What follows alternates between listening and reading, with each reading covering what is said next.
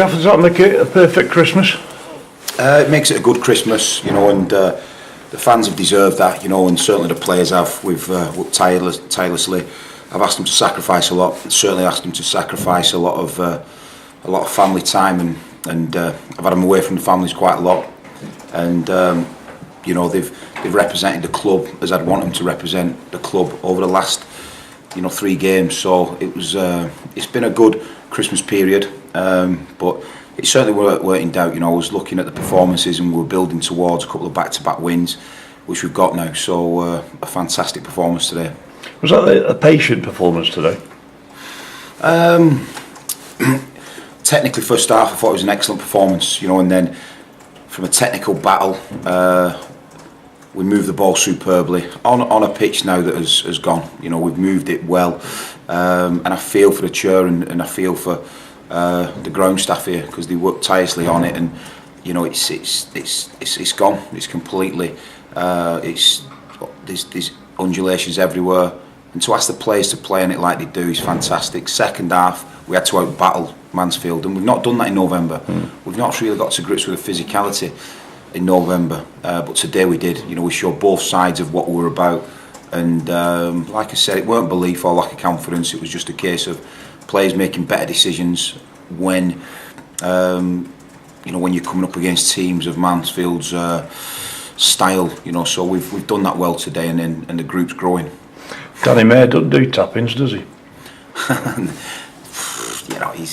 I've said it before, he's someone who, we work hard, work hard for our money, and supporters work hard for the money, and he's someone who lights up your day, doesn't he? Supporters around Christmas time have spent a lot of money, and they've come to the game today, and you just get treated, whether he's scoring goals, setting goals up, or just gliding across ground. He's a phenomenon. I love working with him. He's the fittest he's ever been. There's no doubt about that. The energy levels that he's got over 48 hours to produce a 90 and another 90 is quite fantastic. And they switch wing backs for staff to try and deal with him, and they can't. So teams are trying to come up with different solutions to deal with Danny, but they're finding it a problem because he's unique. What he does is unique. His end product is getting better. It's still not finished, but it's getting better. And we're reaping the rewards. The first goal, Ryan Lou doing what strikers should do and following in shot. Yeah, Holpey could have had a couple more shots off, and the keeper spilled quite a lot for staff. So Louis been doing it all the time that he's been a player, and he anticipates well, Louis, and he's a clever striker. He's a clever player, and he's realised the shots come off, and Tutty can strike from distance, Danny Mayer can, and Holpey can. So we promoted that certainly after the first 15 minutes, because he spilled quite a few today, the keeper, and Louis just done what Louis does, real clinical, and I was delighted for him, because his work rate over the last 48 hours is deserved. He's a bit of ice on the cake. Get frustrated with his lack of goals as well, hasn't he? Yeah, but I've told him, it's his work rate as well that I want. You do want goals, but his hold up play was outstanding. He's backing into players, he's locking the ball in, and then we can really catch up Louis' work with the support we've got from midfield. But there was a lot of outstanding performances. Even the lads who come on off the bench put an unbelievable shift in. Danny Rose epitomises what the Newbury looks like. I thought Kelvin too was just outstanding, absolute general midfield, and he was everywhere, and landed on the ball, got us playing, brave, and took his energy. Alamadab, the loan signs we've brought in, sometimes they're not probably up to speed, and it's difficult getting loan signs that are up to speed, but Adam looked up to speed today, and he enjoyed the battle. He enjoyed the physicality of a Mansfield team, and delighted with everyone who's been part of that squad today. How's Nathan Cameron? He's okay. It was right across the bridge of his nose, so we couldn't stop the flow. When I went down seeing him, it was just spitting out, so it already took sort of 3 or 4 minutes to get him on the pitch, and it's an opportunity while he's off the pitch. They've put three or four giants on, so it's an opportunity for them to get something. Nutt's come on, and professional as ever. He just morphed into the game and did excellent. His decision making was good. He was brave in his performance, and but Cam will be okay. It's just we couldn't stop the flow of blood. It was nearly ran out of shirts there, didn't it? Pardon? Nearly ran out of shirts. yeah. We it was one of them. Just won't stop. Could not stop the blood. So you know, with a blood shirt. He was all right. He's all right, you know, but yeah, just couldn't stop the flow. He's the type of player who wouldn't want to come off anyway, is he? He is, you know, from set pieces. You know, they've got Reed on there, they've got Palmer on there. You know, they so kept looking over the subs and they're getting bigger and bigger. I wonder where they were getting them from. But they certainly, the lads dug in, you know, and it's important. Anything in the box, it is about the first contact, and we've you know, this season we've allowed players time and space in the box, you know, but we've not done that over the last sort of 4 or 5 games. So, you know, I've been, you know, we were back to something like a team performance today. Danny Nardiello, what's the prognosis? No, you know, you've got to have a look. Yeah, but there's a slight tear in his hamstring. Weren't as bad. It wasn't a flat out sprint. It was off as he pushed off. So it wasn't an 100% sprint. It was only about 70%. And Danny knows his body. You know, Danny knows what he's about. So he's wanted to come off, and rightly so. So luckily we've caught it. But it's not going to be a 6-weeker. So we're getting good improvement. But I've not really got a timeline on it, because what we might have to do is just shut him down maybe a week longer than the injury, just to make sure we try and get him right. It'll come to a point towards the end of the season where you're going to need him, and you need him right. We're going to need everyone, and we've seen that today. You know, the squad's been fantastic. They've the lads we've used, the lads we've utilised over the last, you know, that test your squad, that Christmas period with only having 1 day recovery, that test your squad. I struggled getting them home yesterday. They come into the club, struggled getting them home. You know, they wanted to be in and around what we were doing. And I said that about the momentum. You know, we had a real lift off with the first 3 points, and they wanted to be around the club. We tried getting them off, but like I keep saying, they love working together and for each other. So while that's right, we're on the right path. Going back to Danny Mayer again, he's got quite a collection of champagne now. Man of the match again. Yeah, I think he needs to share some of that with his manager himself. Girlfriend. I just said to Danny, if like some of your performances in recent weeks probably haven't been reflected by the results. Was that a case where you didn't give the opposition anything to hang on to this time? That shows you if they do that, you're going to win the match. Great point. It's key, innit? It's key. You know, we didn't. The game management were good. We made great decisions. You know, we didn't take really risk or chance, and the game management was good, Keith. They really did want to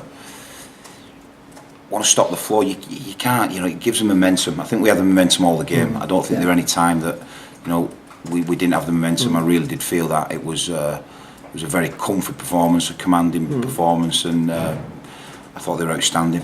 Yeah, I mean, just not particularly picking on Danny May, there's a few others, but Bury were pre-season favourites. Is that why they were pre-season favourites when May can score a goal like that? Because if you've got players like that, and you've got others in your side can do that, you're very hard to stop. Yeah, I think they're better than this level thing. If we get it right, it right, and you can't get it right every week. No. You know, if someone thinks you can get it right every week, you know, they're absolutely deluded. But when you get it right, it's a bit like a barrel with the holes. You try and plug one, and another one opens up. You know, you've only got so many fingers, so it is very much like that. You know, if Nicky Adams is on it, and we get the switch, it's how quick we can switch the ball. If we switch the ball quick, then it is difficult to contain the Danny Mayer, Nardiello, Alamo, Lowy, Tuts now. Tuts has started scoring goals, so you know it's difficult to contain. But it's fine margins. You know, Danny Mayer's been in that position loads of times and just made the wrong decision sometimes. So, but he's growing. He's growing. He's young lad, isn't he? Still. He is, but he's now, you know, with his goals, assists, and his goal creation, and he's a threat. He carries up the pitch, mate, doesn't he? He's. I would definitely pay to watch the kid. I love him. Yeah, I do too. I mean, you'll have a job getting these scouts away, won't you know? Yeah, but again, you know, that was part of the plan. You know, when I come in to develop players and to make sure that we get them performing to the maximums, and you know, Danny's been a very consistent performer. Wherever I've played him, he's been really consistent. And that's just part of the territory when you've got a plan to get players out on the pitch performing. You know, bigger fish will come in for them. And the votes will circulate, so it's just football. It is, yeah. It's the way of the world. And defensively as well. Did Rob have a save to make? I'm not sure. Did he hardly got behind with it? Late on, didn't he? Late on, just a reaction save. Got down well. Good save. He had great length in his kicking tonight. You know, and then when I put Rosie on, Rosie's won 3 or 4 good. He hangs well, Rosie, and which that gives us a little bit of a stability up front. So, you know, delighted with the structure of the team today. You mentioned it already, I think, but I felt that our lads seemed to be warming to the task today. Now, bear in mind what you said Friday with Pablo and the loan market and his loan. I'm not sure when his loan ends. Are you looking to extend that, perhaps? Well, again, we've done it to the 31st of Jan. You know, we've done it as long as we could. It's the window. And you know, I'm pretty certain Adam would want to stay if we could extend it. I think he's been impressed by, even though we've not got the results, we've stayed positive and stayed focused on task. So, and Adam's been really steady influence over the team. I think the FA Cup unbalanced, you know, his game rhythm. Yeah, he was in and out, and it was a strange one with the replay as well. But he's found his feet, and you'll see it up and down the country. Loan signings usually, you know, you stick them in maybe too soon when they're not ready in your training programme. So that's something that Adam's found his feet, but I think he has. He's been really steady influence over the team. He really has, and he's a warrior. You know, he doesn't want to get beat. He gets in those people's zones, and he can certainly mix it. It's one of the difficulties, isn't it, that? Because almost by definition, when you bring a loanee in, the shorter match practice, almost by definition, yet people judge him on the first thing they say, don't they? Definitely, and I do, and I think it's something I've learned from this window. You know, in terms of Rob Milson and Aidy White and Alan Morp and Adam, that we've got to be patient. You know, I've got to be patient as a manager, and when you bring them in, it might be that they don't play for the first 2 or 3 games till we get up to game speed, because I've got quite an intense training programme, and you know, I'll bring them into that, and you can see they're blown away by it. You know, wherever we get them from, they're blown away by the intensity of the training programme. So, but again, you know, I'm looking at the last 48 hours, that the energy levels the lads have shown, the runnability was outstanding. What's your half-term report then? 23 games gone. We've done better than okay. We've not stuck to the task in as many games as I'd like, but there's an incredible unity and togetherness in that squad, with the staff, with my chairman. We know what we're trying to do, and you know, I want to deliver success for this football club, but I certainly know a lot more about the squad after 23 games. You know, for me, we're at base camp, and now we're just starting the march up to the top of Everest. Just one thing about Hayden White.